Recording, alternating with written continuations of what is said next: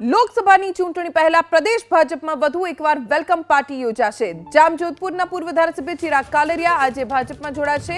વર્ષ 2017માં કોંગ્રેસ મેન્ડેટ પરથી જીતીને ચિરાગ કાલરિયા ધારાસભ્ય બન્યા હતા। ચિરાગ કાલરિયા કડવા પાટીદાર સમાજમાંથી આવે છે। આજે તેઓ ભાજપમાં જોડાશે, જેનાથી જામનગર જિલ્લામાં કોંગ્રેસને મોટો ફટકો પડશે।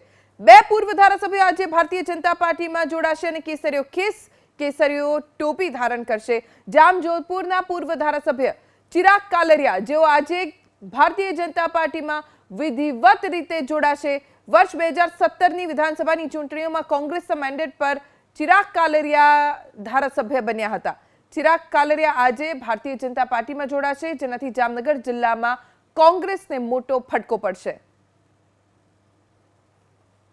તો આજે ફરી એક વખત ભારતીય જનતા પાર્ટીમાં યોજાશે વેલકમ પાર્ટી, જેમાં કોંગ્રેસના હોદ્દેદારો, નેતાઓ, કાર્યકર્તાઓ ભારતીય જનતા પાર્ટીમાં કેસરીઓ ખેસ ધારણ કરશે। લોકસભાની ચૂંટણી પહેલા કોંગ્રેસને મોટા ઝટકા મળી રહ્યા છે। પૂર્વ ધારાસભ્યોના રૂપમાં હજી પણ કોંગ્રેસ તૂટશે તેવો દાવ ભારતીય જનતા પાર્ટીના નેતાઓ કરી રહ્યા છે।